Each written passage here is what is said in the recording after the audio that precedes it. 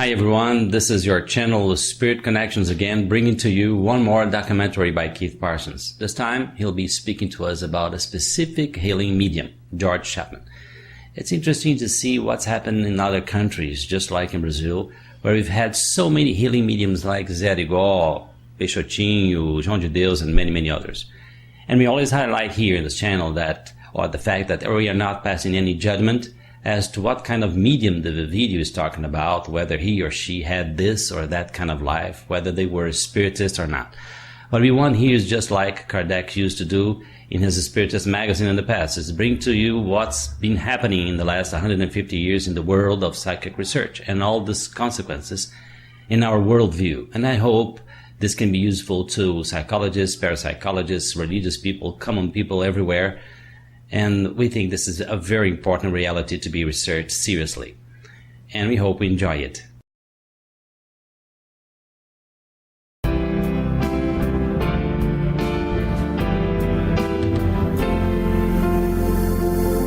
Spirit Connections.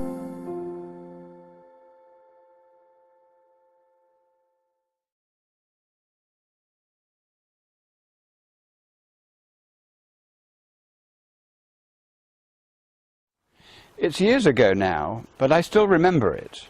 On the 12th of August 2006, I was reading the morning newspaper and came across one of the 20th century's most remarkable people that I'd never heard of.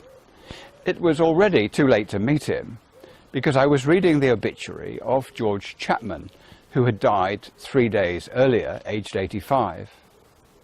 Born in Liverpool in 1921, George was orphaned as a kid, so he was brought up by his grandparents. He left school at 14 without much of an education and tried various jobs, including being a docker and a boxer, and then World War II began and he joined up. I won't go into his military record, but when he was demobbed, he chose to join the Aylesbury Fire Brigade. I thank Buckinghamshire Fire Authority for this photograph showing Aylesbury Borough Fire Station as it would have been when George worked there. His life had never been a bed of roses. In 1944 he'd married Margaret, but grief soon crossed their lives as their first child, Vivian, died aged only 4 weeks old. So George was confronted by the question we all face: is death the final end? Being a fireman involves long hours waiting for the next emergency, so George and his mates had time to kill, and they filled their time sitting at a table with an upturned glass and the alphabet, similar to a Ouija board. And George was absolutely astounded by some of the answers he got. He learned, for example, that his daughter Vivian was alive on the other side and was being looked after by his dead mother. So he decided to look further into this mystery, and soon he found he could enter a trance and give messages to his fellow firemen from so-called spirit entities. The most important of these was Dr. William Lang, who said through George that together they would heal the sick and provide evidence that we live on after death. It took some time before George was able to track down whether or not Dr. Lang had ever really lived, and Dr. Lang told them where to look. The British Medical Association confirmed that an ophthalmic surgeon of the name William Lang had worked between 1880 and 1914 at London's Middlesex Hospital, later known as Moorfields Eye Hospital. Founded in 1804, Moorfields is one of the oldest and largest centres in the world for teaching and research in this field. In 1874, Dr. Lang qualified as a member and then became a fellow of the Royal College of Surgeons. And when he died in 1937, George was still just 16 years old. They never knew each other, one in Liverpool and the other in London.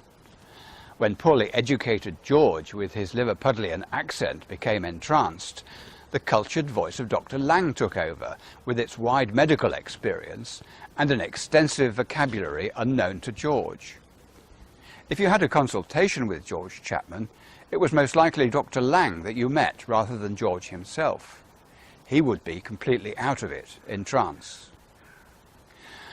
Dr. Lang explained that in addition to the physical body, we also have a spirit body, and he could partially raise this out of the physical body to operate on it. When he did this, the benefits were then transferred to the physical body.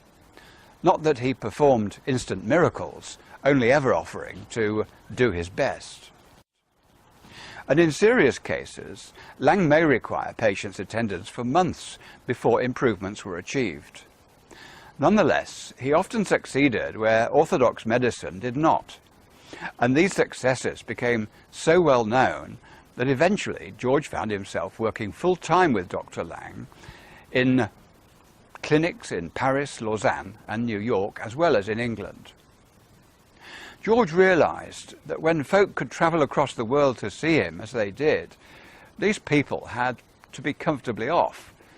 So by going abroad himself, he was able to give the less well-off a chance to receive healing too.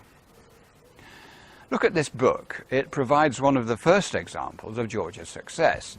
It was written by a dental surgeon, Mr. Myron, whose wife had perforated the roof of her mouth, and Myron knew no surgical procedure that could cure her problem. But Lang's treatment caused the wound to heal over. In Mr. Myron's view, this was such a miracle that he wrote The Return of William Lang. It covered other remarkable cures too, including cataracts, glaucoma, arthritis, kidney disorders, brain tumours, heart trouble, cancer, and other ailments. This is a photo of George the Healer as his fame spread. Several celebrities consulted the Chapman and Lang partnership, and from the books about George it's clear that he got quite a kick out of meeting such people.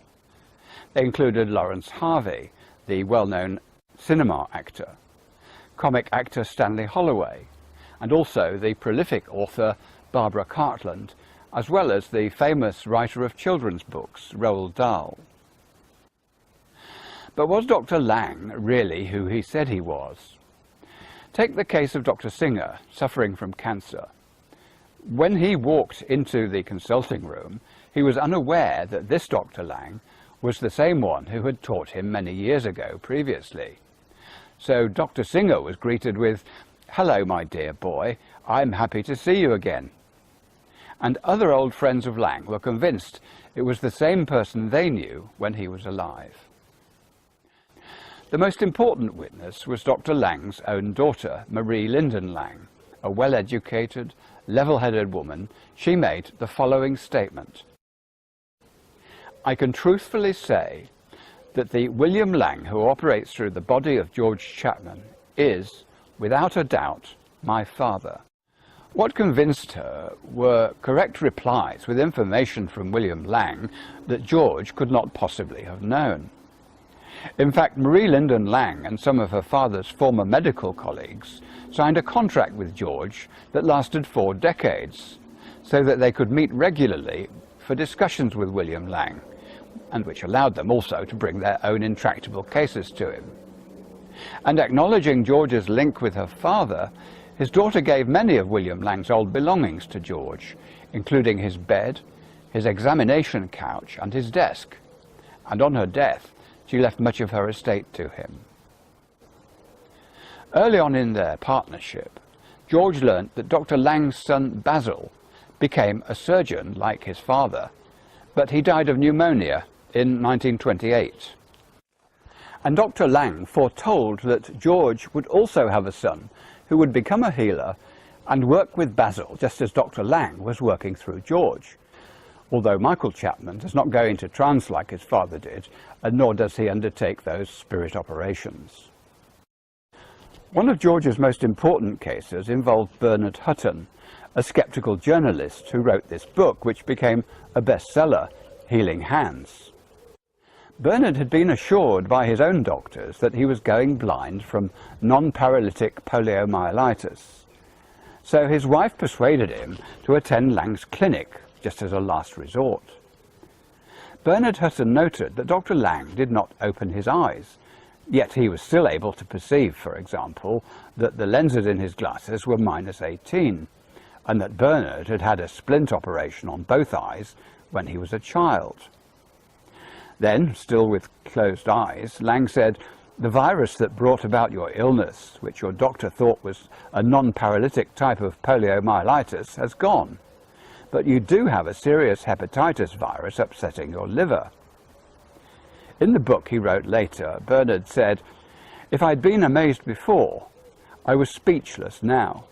I had not told Chapman anything about my own doctor, nor had I mentioned being ill.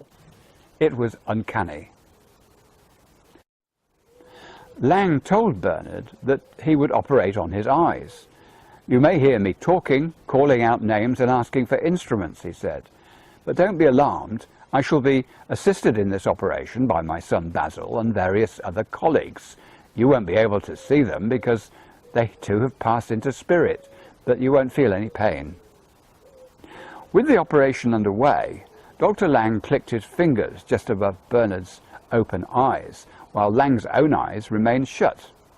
As he later wrote in his book, "Incredible as it may seem, I experienced the physical sensation of incisions being made, painless but nonetheless capable of being felt. The man's eyes never opened, and he did not touch me. Yet a little later, I felt as though he was stitching up the wounds." Lang also operated on his liver to dispose of that hepatitis virus. When it was all over, Bernard sat up feeling dazed and distressed. But worst of all, he couldn't see at all. Only barely could he distinguish between light and dark, and he feared that this may not be temporary.